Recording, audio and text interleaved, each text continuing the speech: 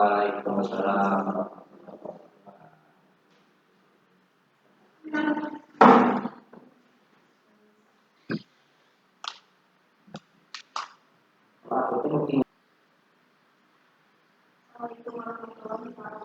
Waalaikumsalam warahmatullahi wabarakatuh. Bapak Sofi sehat? Alhamdulillah. Oh, gembira sekali.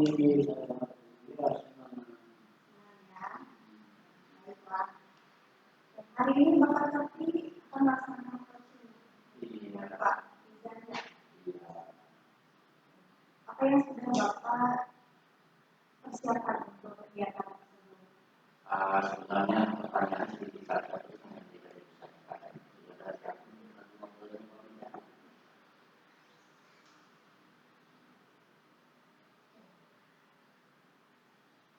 Prinsip yang akan Bapak terapkan dalam pelaksanaan kegiatan coaching, ya. Prinsip kalau kita itu sudah Bapak rencanakan dalam pertanyaan, pengisian kompetensi dan 3 hal lainnya. Alhamdulillah sudah saya rencanakan sedemikian rupa dalam hal proses.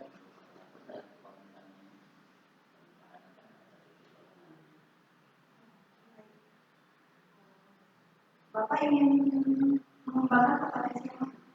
Terus sebenarnya mengenai menggali pada pertanyaan yang berbobot itu kurang begitu mantap dalam proses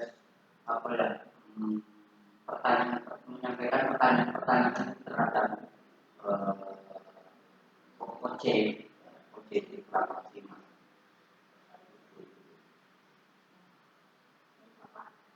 Dalam kegiatan seperti ini, Bapak itu menggunakan arus cerita, ya.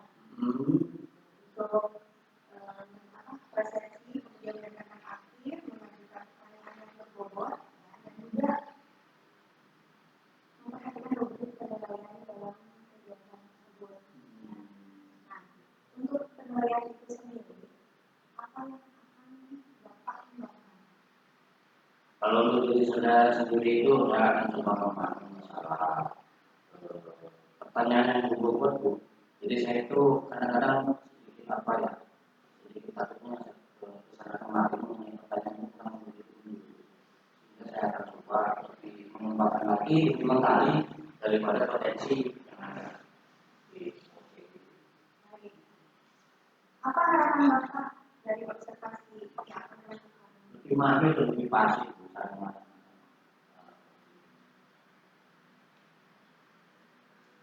Situasi apa yang Bapak inginkan Menurut peraturan keluargaan itu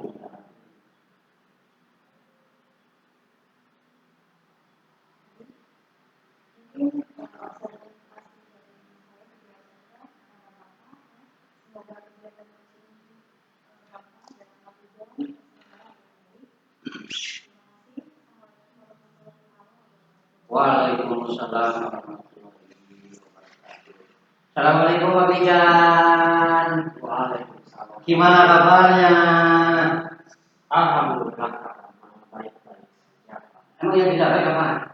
Yang tidak baik adalah suasana hati. Suasana hati yang kadang sama deh. Mendekati tanggal Pak ya?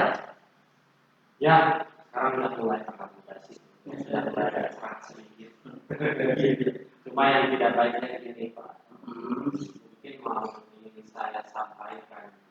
Iya. Saya ada sedikit bisa dibilang permasalahan yang ini saya lagi mencari bagaimana solusi pembelajaran yang akan saya lakukan agar anak bisa fokus, karena setiap saya melakukan pelaksanaan praktik khususnya praktik untuk sistem mesin injeksi. Ketika saya memanggil anak-anak kemudian melakukan praktek, ada anak yang praktek, ada anak yang kalau saya mulai dikit mereka sibuk dengan kegiatannya masing-masing gitu kan, ada yang HP lah, ada yang ngobrol lah gitu kan. Harapan saya sih sebetulnya ini semua anak itu 100% dalam satu ruangan kelas itu bisa fokus praktek, tapi ternyata kenyataannya susah. Itu berarti masuknya kepada tujuannya berarti Pak ya? Ya, yang terakhir itu ya. Nah, kira-kira untuk pengembangannya seperti bagaimana Pak? Mungkin untuk pengembangannya dari yang sudah berjalan, tantangannya adalah pertama adalah mungkin dari biasanya kan saya setiap pembelajaran itu melakukan nanti saya sedang melakukan meningkatkan saya sematkan berupa video, audio, materi pembelajaran agar anak itu bisa terfokus pada materi yang akan mereka pelajari pada hari ini. Itu pada masih fokus. Ketika dibuatkan kelompok, ini tantangannya satu adalah sarana prasarana karena memang jumlah mesin yang kita punya kan sedikit dibanding kulit. Itu untuk 4 buah mesin satu kelompoknya ada 4 orang yang terfasilitasi pada waktu itu praktek hanya 16 dan sisanya malah sibuk dengan kegiatan walaupun saya sudah wanti-wanti kalian lihat nih yang praktek tapi ternyata ketika saya main dikit ada yang sambil sembunyi-sembunyi main HP, ada yang memang betul-betul memperhatikan. Seperti itu. Ini bagaimana formulasi dalam pelaksanaan pembelajaran agar bisa efektif. Jadi tidak ada yang sibuk dengan kegiatannya sendiri. Targetnya seperti itu Pak ya. Kira-kira menurut Bapak seberapa penting Pak target itu? Sangat penting sekali Pak. Sangat penting sekali karena apa? Berhubungan dengan ketercapaian dari pembelajaran yang sudah saya buat. Saya harapan saya 100% itu bisa tercapai apa? Khususnya mata pelajaran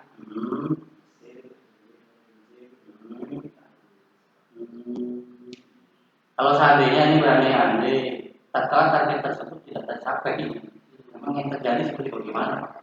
yang terjadi adalah menurut pandangan saya yang terjadi itu mereka akan banyak tertinggal materi praktek yang lainnya. Karena ini saja belum tuntas, sementara mereka harus ditambahkan dengan materi-materi tambahan yang lain. Seperti dari bensin, ada diesel, kemudian ada lagi nanti mengenai saksi, ada lagi mengenai listrikan. Target-target yang sudah dibuat dalam satu semester itu nanti akan molor, akan tidak tercapai. Kemudian beban tanggung jawab pengambilan sebagai pendidik untuk mencapai tujuan pembelajaran dari modul atau yang sudah kita buat itu akan menjadi evaluasi yang sangat besar. Tadi pas waktu dalam melaksanakan KBM gitu ya, jadi harapannya itu betul-betul dari Bapak gitu ya. Memang kesempatan apa yang sekarang ada ini? Ya, seperti bagaimana Pak? Ada kesempatan yang saya miliki sekarang pertama sebagai guru penggerak. Jadi saya mendapatkan banyak penguatan, penguatan korupsi, kemudian penguatan tentang proses pembelajaran dan diferensiasi, betul dalam khususnya proses pembelajaran. Saya coba memilih formulasi pelaksana pembelajaran seperti apa yang harus dilakukan agar semua murid bisa terfasilitasi dan semua murid bisa terjaga fokusnya. Saya muncul ide, ya bagaimana kalau misalkan dalam satu kelas itu dibagi menjadi 2 kelompok besar dan beberapa kelompok kecil. Jadi ada yang memang 2 kelompok besar itu kelompok pertama mereka diberi pemahaman praktek terlebih dahulu. Kemudian kelompok besar yang kedua mereka diberikan pemahaman teori berupa audio video. Jadi masing-masing kelompok itu mereka akan terfokus dengan kegiatan materi. Setelah yang praktek, kita tukar ke yang pemahaman teori. Nah, dari yang selesai di teori kita lanjutkan ke prakteknya. Bergantian Dengan cara bergantian. Jadi menurut saya jika dilakukan di split itu semua murid akan bisa fokus pada pembelajaran praktek pada saat itu. Jadi tidak ada yang sibuk apa yang tidak ada yang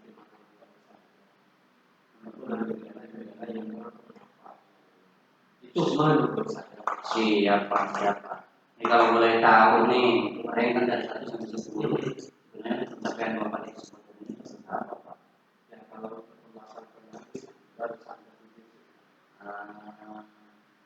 sampai 7. Berarti udah bagus dong kalau 7. Kepengennya emang berapa? pengennya sih 10. 10. Luar biasa. Itu tadi ada tantangan dan penempatan baik dari internal ataupun eksternal diri kita. Kira-kira hambatan dan tantangan tersebut, Pak, biar bisa mencapai angka 10 itu emang ada seperti gimana? Yang bisa mencapai angka 10 itu mungkin kita keluarkan dulu dari diri kita. Tujuan kita sebagai guru untuk fasilitasi seluruh murid itu kita harus bisa konsisten. Itu mungkin tantangan diri. Dari eksternalnya kita buat rencana pelaksanaan pembelajaran yang benar-benar bisa memfasilitasi seluruh murid dengan berbagai metode pembelajaran atau strategi yang bisa kita lakukan. Bisa bervariasi setiap pertemuannya jika disesuaikan dengan kebutuhan. Itu bagian dari Mengenai kekuatan yang Bapak miliki nih untuk bisa mencapai daripada angka 10 tadi, Pak, ini kira-kira apa? Kekuatannya itu ya itu tadi mungkin dari pendidikan guru dan tambahan wawasan. Cara kita membuat pembelajaran yang menarik. Kemudian ya sebagai guru produktif biasanya kalau anak-anak lebih produktif. Itu kekuatan juga, Pak. Anak-anak itu cenderung takut sama guru produktif. Ketimbang guru produktif. Iya, itu yang saya pemahaman saya. Kalau keliru mungkin kemudian ini rencana tindak lanjut Bapak nih, rencana selanjutnya untuk mencapai daripada angka 10 tadi itu yang lebih spesifik gimana? Rencananya yang pertama saya akan membuat 20 ajar yang benar-benar bisa memfasilitasi seluruh murid. Kemudian yang kedua, di luar jangkau pelajaran mungkin ada beberapa anak yang memang susah untuk didekati, untuk kita fasilitasi dan kemudian kita coba pendekatan emosional. Di luar tersebut menjadi permasalahan di rumah misalkan di lingkungannya ataupun mungkin di dalam kelas. Fokus belajarnya itu teralihkan ke hal yang lebih positif ya. Itu supaya rencana terdekatnya. Ini rencana mulainya kapan, Pak? Kira-kira, Pak? Besok, Pak. Besok. Siapa yang akan terlibat, Pak?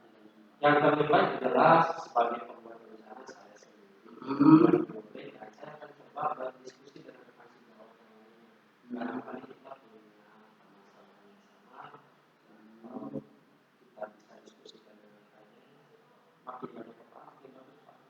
Makin banyak alternatif solusi yang bisa diberikan. Kira-kira nih mengenai komitmen nih mencapai daripada cara tadi komitmennya yaitu tadi kita harus bisa konsisten dan tidak lupa kita harus bekerja sama dengan orang tua atau murid.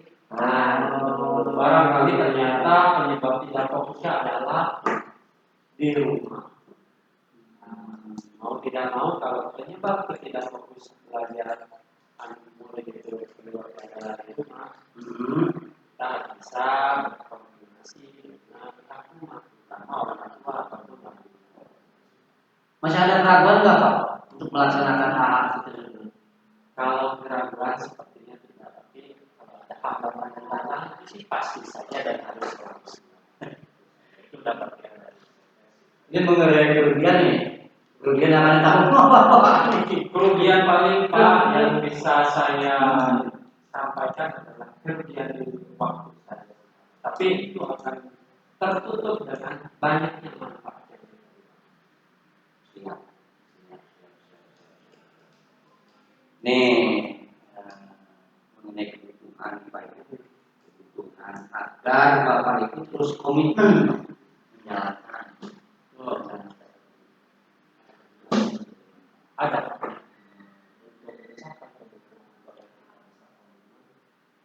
dengan sesama guru yang nanti seprofesi, sama guru kita akan mengikuti pembelajaran pembelajaran. Di situ akan kita sematkan, kita bahas mengenai permasalahan pembelajaran, program-program apa yang bisa dimunculkan untuk meningkatkan kualitas belajar itu. Kemudian dijadwalkan untuk menjaga konsistensi. Kemudian dilakukan evaluasi. Ada kekurangan.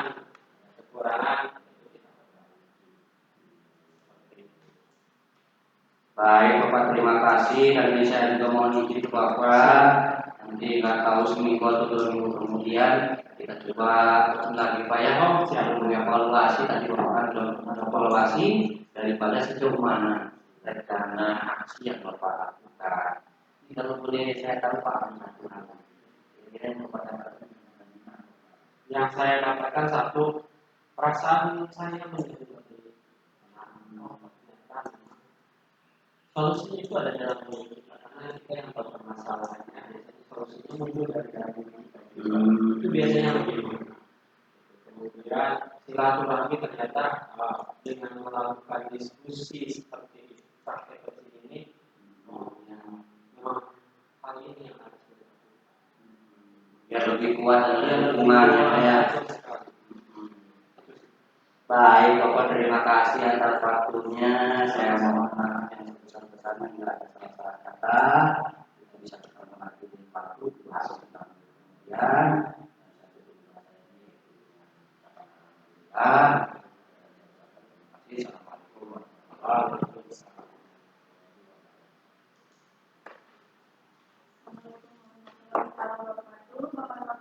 Waalaikumsalam Bu ya.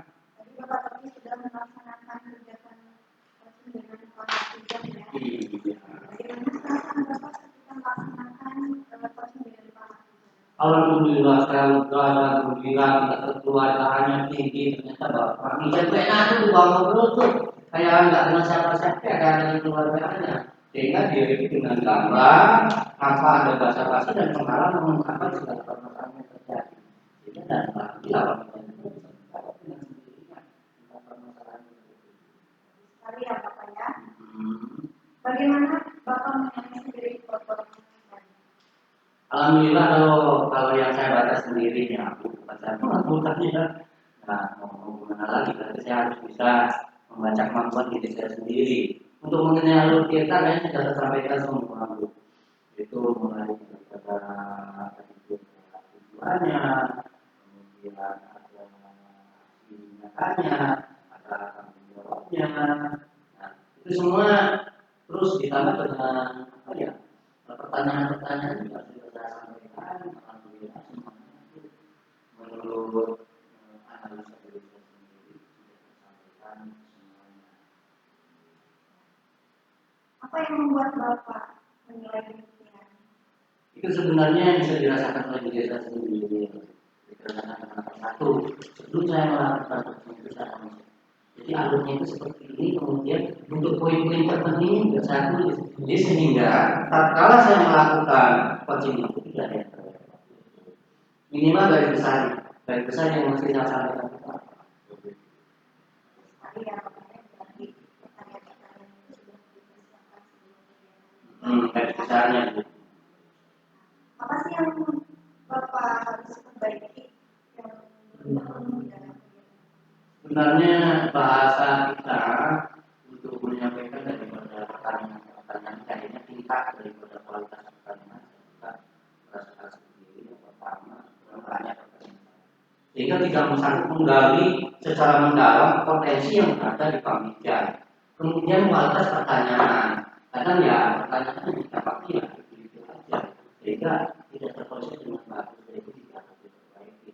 Kemudian untuk penyampaian daripada publikasi dan naskah, kadang-kadang kita masih terbakar-bakar gitu, kita belum lancar secara 100% menyampaikan misalkan bla bla bla bla gitu.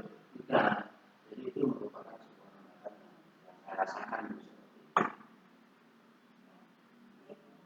Bapak sudah menyampaikan pertolongan dan kemudian perbaikan-perbaikan nantinya. Nah, boleh saya sampaikan hasil pengamatan saya? Tadi Bapak menyampaikan kalau Bapak sudah mencampuri alur tulisan yang dilakukan ya. Betul sekali Bapak ya, untuk alur tulisan yang Bapak terapkan itu sudah mencakup semuanya dari mulai kemudian mendengarkan aktif, ada beberapa pertanyaannya juga sudah, saya rasa sudah lengkap ya. Jadi sesuai dengan hal kita itu sendiri. Kemudian bagaimana menurut Bapak untuk kedepannya? Dan intinya saya harus banyak berlatih. Kalau perlu setiap kesempatan, kalau ngobrol kita perlunya ada coaching. Walaupun kita ngobrol ini kita sebenarnya, walaupun hanya sepatah pasti minimal kalau keseringan kita pakai, ya kita lebih berlatih untuk melaksanakan terus. Ini tambahan ya. Tadi kalau ini Bapak sudah menerapkan kalau kita lengkap, namun mungkin ada hal-hal yang perlu dikembangkan untuk nanti kegiatan selanjutnya ya, dari mulai kompetensi pernyataan yang tadi itu Pak, pernyataannya sudah berbobot, namun mungkin ada tambahan pertanyaan yang lain. Jangan lupa juga kalau nanti kita coaching itu kita kekeluargaan itu mesti dulu. Jadi jangan sampai kayak aku kayak menginterogasi seseorang gitu. Tapi kalau kekeluargaannya kayak waktu kita ngobrol gitu nggak ada, nantinya nggak ada semacam intimidasi atau menjustifikasi. Jadi seolah-olah di sana kita ngobrol aja ngobrol. Jadi sudah Santai ya Pak ya. lebih rileks, lebih santai dan lebih jujur kita mengungkapkan masalah. Sekali Bapak ya. Lalu rencana untuk selanjutnya mungkin apa lagi untuk melaksanakan saya justru saya pengen itu berbicara itu saya pengen ini ya setiap ada kesempatan walaupun kita ngobrol kita coba terapkan seperti itu pola coaching itu walaupun misalnya tidak keseluruhan mengenai kita tersebut tidak dilaksanakan tidak keseluruhan tapi minimal dengan keseringan kita melakukan ngobrol dengan menggunakan alur kita minimal jadi kita sudah terlaksana untuk membantu pertanyaan ataupun menggali daripada potensi yang berada di ini terakhir ya Pak ya. Dari diskusi kita hari ini, apa yang sudah terbayang oleh Bapak untuk meningkatkan lagi performa? Ya kalau terbayang mimpi saya itu kan mimpi saya itu banyak ya istilahnya bukan banyak ya ada ya mengenai anak-anak yang bermasalah gitu. Saya coba akan ambil di samping daripada saya menyelesaikan permasalahan tersebut dengan teknik yang lain saya coba untuk menggunakan teknik yang sangat luar biasa. Baik Bapak untuk kegiatan percakapan hari ini selesai. Semoga kedepannya kita melaksanakan kegiatan ini lebih baik lagi berdasarkan prinsip-prinsip positif. Terima kasih Bapak. sama-sama.